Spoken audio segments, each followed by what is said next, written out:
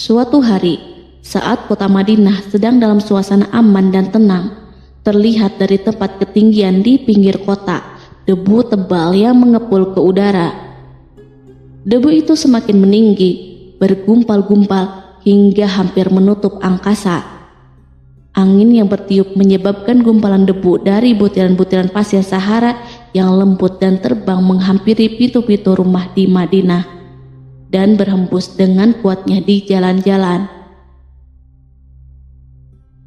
Orang-orang menyangka ada badai yang menyapu dan menerbangkan pasir, tetapi kemudian dari balik tirai debu itu mereka mendengar sebersit kabar tentang kedatangan kafilah besar yang panjang. Tak lama kemudian, 700 kendaraan yang syarat dengan muatannya memenuhi jalan-jalan yang mengguncang Madinah. Orang-orang saling memanggil dan mengajak sesamanya untuk menyaksikan keramaian ini, serta turut bergembira atas kedatangan harta dan rezeki yang dibawa kafilah itu. Ummul Mukminin Aisyah ketika mendengar suara hiruk-pikuk kafilah yang bergerak maju itu bertanya, "Apakah yang terjadi di kota Madinah?" Ada yang menjawab, "Kafilah Abdurrahman bin Auf baru datang dari Syam membawa barang-barang dagangannya." "Jadi, kafilah itu yang telah menyebabkan semua guncangan ini?" tanya Ummul Mukminin. "Benar, wahai Ummul Mukminin. Jumlahnya 700 kendaraan." Ummul Mukminin menggeleng-gelengkan kepala. Pandangannya menerawang jauh seolah-olah sedang mengingat-ingat peristiwa yang pernah dilihat atau ucapan yang pernah didengarnya. Kemudian ia berkata, "Aku pernah mendengar Rasulullah Shallallahu Alaihi Wasallam bersabda, aku melihat Abdurrahman bin Auf masuk surga dengan merangkak." Abdurrahman bin Auf akan masuk surga dengan merangkak. Mengapa ia tidak memasukinya dengan melompat atau berlari kecil bersama angkatan pertama para sahabat Rasulullah? Sebagian sahabat menyampaikan cerita Aisyah kepadanya, maka ia pun teringat telah mendengarkan hadis ini dari Nabi lebih dari satu kali dan dengan redaksi yang berbeda-beda. Sebelum tali-tali pengikat perniagaannya dilepas, Abdurrahman melangkahkan kakinya ke rumah Aisyah lalu berkata kepadanya, "Engkau telah mengingatkanku suatu hadis yang tidak pernah kulupakan. Maka saksikanlah bahwa kafilah ini dengan semua muatannya beserta kendaraan dan perlengkapannya aku persembahkan di jalan Allah Azza wa Jalla." Seluruh muatan 700 kendaraan itu dibagi-bagikan kepada semua penduduk Madinah dan sekitarnya sebagai perbuatan baik yang agung. Peristiwa yang satu ini saja sudah cukup untuk mengukir sebuah gambaran yang sempurna tentang kehidupan Rasulullah. Abdurrahman bin Auf, dialah saudagar yang sukses, lebih sukses daripada kesuksesan yang pernah ada. Dia merupakan orang kaya dengan kekayaan yang melimpah ruah. Dia adalah seorang mukmin bijaksana yang tidak ingin bagian dari keuntungan agamanya hilang begitu saja, dan tidak sudi kekayaannya membuat dirinya tertinggal dari kafilah iman dan pahala surga. Untuk itu, ia mendermakan harta kekayaannya dengan kemurahan hati dan kesadaran nurani. Sebelum saya melanjutkan, dimohon kepada pemirsa untuk menonton video ini sampai selesai supaya tidak ada kesalahpahaman dalam memahami isi cerita, serta mohon bantu channel ini supaya semakin berkembang dengan cara subscribe dan tinggalkan like serta komen positifnya. Semoga apa yang dilakukan pemirsa bernilai pahala. Abdurrahman bin Auf adalah salah seorang dari 8 orang yang lebih awal masuk Islam. Abu Bakar datang kepadanya menyampaikan Islam, termasuk kepada Utsman bin Affan. Tidak ada persoalan yang tertutup baginya dan tiada keraguan yang menjadi penghalang. Bahkan dia segera pergi bersama Abu Bakar As-Siddiq menemui Rasulullah untuk menyatakan baiat dan memikul bendera Islam. Sejak menganut Islam sampai berpulang ke rahmatullah dalam usia 75 tahun, ia selalu menjadi teladan yang cemerlang sebagai seorang mukmin yang besar. Hal ini menyebabkan Nabi memasukkannya dalam 10 orang yang telah diberi kabar gembira sebagai ahli surga. Umar radhiyallahu anhu mengangkatnya sebagai anggota majelis syuro yang terdiri dari 6 orang yang merupakan calon khalifah yang akan dipilih sebagai penggantinya. Kala itu Umar berpesan, Rasulullah wafat dalam keadaan ridho kepada mereka. Cepatnya Abdurrahman masuk Islam telah menyebabkan dirinya harus mengalami penganiayaan dan penindasan dari Quraisy. Ketika Nabi Muhammad SAW memerintahkan para sahabatnya hijrah ke Habasyah, Abdurrahman bin Auf pun ikut berhijrah. Ia kemudian kembali lagi ke Mekah, lalu hijrah untuk kali kedua ke Habasyah, dan selanjutnya hijrah ke Madinah. Ia ikut bertempur di Perang Badar, Uhud, dan peperangan-peperangan lainnya. Keuntungannya dalam perniagaan sangat besar hingga mencapai batas yang membuat dirinya sendiri merasa takjub dan heran, sehingga ia berkata, "Sungguh, aku melihat diriku ini seandainya mengangkat batu, niscaya kutemukan emas dan perak di bawahnya." Perniagaan Abdurrahman bin Auf bukanlah jenis perdagangan yang tercela maupun monopoli. Bahkan ia sendiri bukanlah orang yang berlomba-lomba untuk mengumpulkan harta atas dorongan agar menjadi orang kaya. Sekali-kali bukan itu, melainkan suatu amal dan kewajiban yang keberhasilannya akan menambah kedekatan jiwa kepada Allah dan berkorban di jalannya.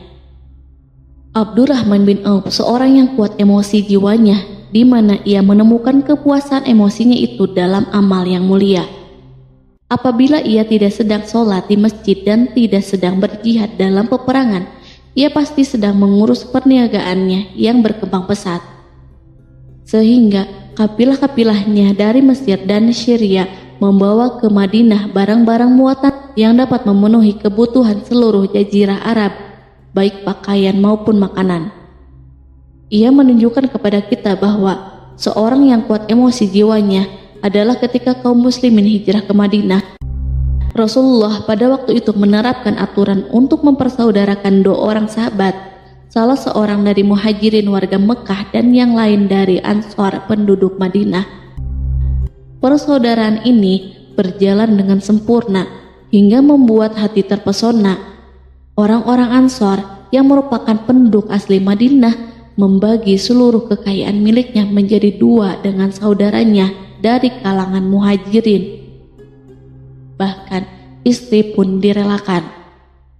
Apabila ia beristri 2, ia pun rela menceraikan 1 untuk diperistri saudaranya.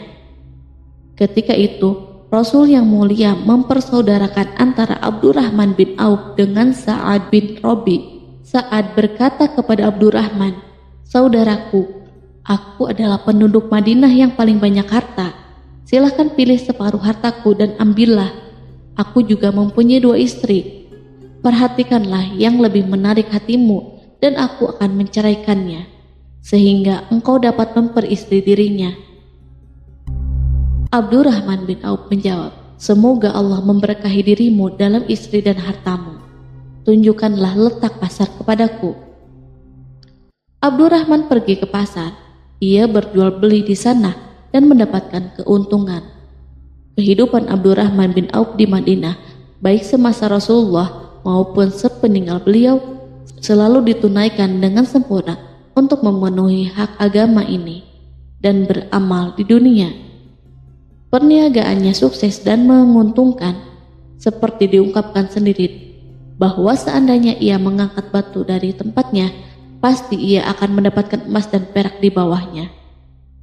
Salah satu faktor yang membuat perniagaannya berhasil dan mendapatkan berkah adalah karena ia sangat selektif untuk berniaga yang halal dan benar-benar menjauhkan diri dari segala bentuk jual beli yang haram, bahkan yang subhat sekalipun. Selain itu, faktor yang menambah kejayaan dan keberkahannya adalah labanya yang bukan untuk Abdurrahman bin Auf sendiri, melainkan di dalamnya terdapat bagian Allah yang ia penuhi dengan baik.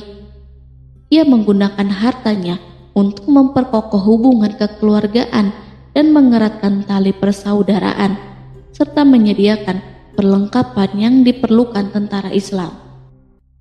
Bila total perniagaan dan kekayaan yang lainnya ditambah keuntungan yang diperolehnya dihitung, jumlah kekayaan Abdurrahman bin Auf itu dapat diperkirakan dengan memperhatikan jumlah yang dibelanjakan di jalan Allah.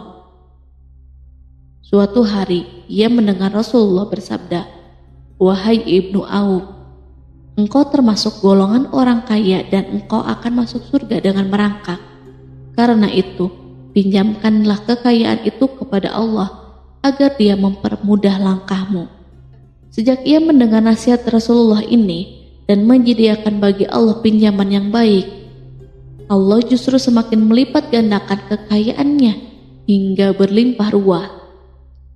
Suatu hari, ia menjual tanah seharga 40.000 dinar. Kemudian uang itu dibagi-bagikan untuk semua keluarganya dari Bani Juhroh, untuk para istri Nabi, dan untuk kaum muslim yang miskin. Pada kesempatan lain, ia menyerahkan 500 ekor kuda untuk perlengkapan tentara Islam. Pada hari yang lain, ia menyerahkan 1.500 kendaraan unta.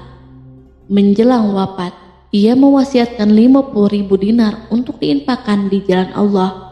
Ia juga berwasiat bagi setiap orang yang ikut perang Badar dan masih hidup, masing-masing mendapat 400 dinar. Hingga Utsman bin Affan juga mengambil bagian dari wasiat itu, meskipun termasuk orang kaya. Ia berkata, harta Abdurrahman bin Auf halal lagi bersih, dan memakan harta itu membawa keselamatan dan keberkahan. Ibnu Auf adalah seorang yang mengendalikan hartanya, bukan dikendalikan oleh hartanya. Sebagai buktinya, ia tidak mau celaka dengan mengumpulkan dan tidak menyimpannya. Bahkan ia mengumpulkannya dengan tetap merendahkan hati dan dari jalan yang halal. Kemudian, harta itu tidak ia nikmati untuk kepentingannya sendiri, melainkan untuk dinikmati bersama keluarga, kerabat, rekan-rekan, dan masyarakat seluruhnya. Karena begitu luas pemberian serta bantuannya, ada yang mengatakan seluruh penduduk Madinah berserikat dengan Abdurrahman bin Auf pada hartanya. Sepertiga dipinjamkannya kepada mereka, sepertiga lagi dipergunakannya untuk membayar utang-utang mereka, dan sepertiga sisanya dibagi-bagikan kepada mereka. Harta kekayaan ini tidak akan pernah membuat kelegaan dan kesenangan pada dirinya selama ia belum menemukan jalan untuk membela agama dan membantu rekan-rekannya. Adapun untuk selain itu, ia selalu merasa khawatir terhadap kekayaannya. Suatu hari dihidangkan kepadanya makanan untuk berbuka, karena waktu itu sedang berpuasa. Ketika pandangannya tertuju pada hidangan tersebut, selera makannya pun bangkit. Namun ia justru menangis sambil berkata, "Mus'ab bin Umair telah gugur sebagai syahid, dan ia jauh lebih baik daripada aku. Ia hanya mendapatkan kapan sehelai kain yang jika ditutupkan ke kepalanya maka kelihatan kakinya, dan jika ditutupkan ke kedua kakinya terbukalah kepalanya. Demikianlah pula Hamzah yang jauh lebih baik daripada aku. Ia pun gugur syahid, dan saat akan dikuburkan hanya mendapatkan sehelai selendang. Dunia telah dihamparkan kepada kami seluas-luasnya, dan hasil sebanyak-banyaknya telah diberikan kepada kami. Sungguh, kami khawatir bila pahala kebaikan kami telah disegerakan balasannya di dunia." Pada peristiwa lain, sebagian sahabat berkumpul bersamanya menghadapi jamuan makan di rumahnya. Tak lama setelah makanan diletakkan di hadapan mereka, Abdurrahman menangis, sehingga rekan-rekannya bertanya, "Apa yang membuatmu menangis?" Ia pun menjawab, "Rasulullah telah wafat, dan semasa hidupnya beliau beserta keluarganya tidak pernah merasakan kenyang makan roti gandum. Apa harapan kita apabila dipanjangkan usia tetapi tidak menambah kebaikan bagi kita?" Demikianlah kekayaannya yang melimpah itu sedikit pun tidak membangkitkan kesombongan dan takabur dalam dirinya. Bahkan orang-orang mengatakan tentang dirinya, Seandainya seorang asing yang belum pernah mengenalnya kebetulan melihatnya sedang duduk bersama budak-budaknya, niscaya ia tidak akan bisa membedakan di antara mereka. Tetapi bila seorang asing itu mengenal satu saja sisi jihad Ibnu Auf dan ujian yang dihadapinya, ia pasti langsung mengetahui siapa dia. Misalnya, ia mengetahui bahwa di badannya terdapat 20 bekas luka di perang Uhud dan bahwa salah satu dari bekas luka itu meninggalkan cacat pincang yang tidak sembuh-sembuh pada salah satu kakinya. Contoh lain, beberapa gigi serinya rontok di perang Uhud yang menyebabkan kecedalan yang jelas pada ucapannya. Saat orang asing itu tahu salah satu sisi ini, ia pasti menyadari bahwa laki-laki yang berperawakan tinggi dengan wajah berseri, kulit halus, pincang dan cedal sebagai tanda jasa dari perang Uhud. Itulah orang yang bernama Abdurrahman bin Auf. Semoga Allah ridho kepadanya dan ia pun ridho kepada Allah. Kita sudah terbiasa memperhatikan tabiat manusia bahwa harta kekayaan itu biasanya menyebabkan seseorang terlalu gandrung untuk memiliki pengaruh guna melindungi kekayaan mereka dan melipat gandakan pengaruh itu. Selain untuk memuaskan nafsu demi kebanggaan dan kepuasan pribadi. Semua ini merupakan sifat yang bisa dibangkitkan oleh kekayaan. Tetapi bila kita melihat Abdurrahman bin Auf dengan kekayaan yang melimpah, kita akan menemukan manusia ajaib yang sanggup menguasai watak dasar manusia dalam bidang ini dan melangkahinya ke puncak ketinggian yang istimewa. Peristiwa itu terjadi ketika Umar bin Khattab hendak berpisah dengan rohnya yang suci dan memilih 6 orang di antara para sahabat Rasulullah agar mereka memilih salah seorang di antara mereka untuk menjadi khalifah yang baru. Pada waktu itu, semua jari menunjuk ke Ibnu Auf, bahkan sebagian sahabat telah menegaskan bahwa dialah orang yang lebih berhak menjadi khalifah di antara 6 orang itu. Namun, ia menjawab, "Demi Allah, seandainya diambilkan pisau lalu ditaruh ke atas leherku, kemudian kalian menusukkannya sampai tembus, itu lebih aku sukai daripada menerima jabatan tersebut." Demikianlah saat awal 6 orang terpilih itu mengadakan pertemuan untuk memilih salah seorang di antara mereka untuk menjadi khalifah yang akan menggantikan Al-Faruq, Umar bin Khattab. Abdurrahman bin Auf telah menyatakan kepada rekan-rekannya bahwa ia telah melepaskan haknya yang dilimpahkan Umar kepadanya sebagai salah seorang dari 6 calon yang akan dipilih menjadi khalifah. Dengan demikian, kewajiban mereka untuk melakukan pemilihan itu terbatas di antara mereka berlima saja. Sikap juhudnya terhadap pangkat jabatan ini dengan cepat telah menempatkan dirinya sebagai hakim di antara 5 orang tokoh terkemuka itu. Mereka menerima dengan senang hati agar Abdurrahman bin Auf menetapkan pilihan khalifah itu terhadap salah seorang di antara mereka berlima. Ali mengatakan, "Aku pernah mendengar Rasulullah menyipatimu bahwa engkau adalah orang yang dipercaya oleh penduduk langit dan dipercaya pula oleh penduduk bumi." Ibnu Auf akhirnya memilih Utsman bin Affan untuk jabatan khalifah dan yang lainnya pun menyetujui pilihannya. Itulah hakikat seorang laki-laki yang kaya raya dalam Islam. Apakah Anda telah memperhatikan bagaimana Islam telah mengangkat dirinya jauh di atas kekayaan dengan segala godaan dan penyesatannya itu, dan bagaimana ia menempa kepribadiannya dengan sebaik-baiknya? Pada tahun 32 Hijriah, tubuhnya berpisah dengan rohnya.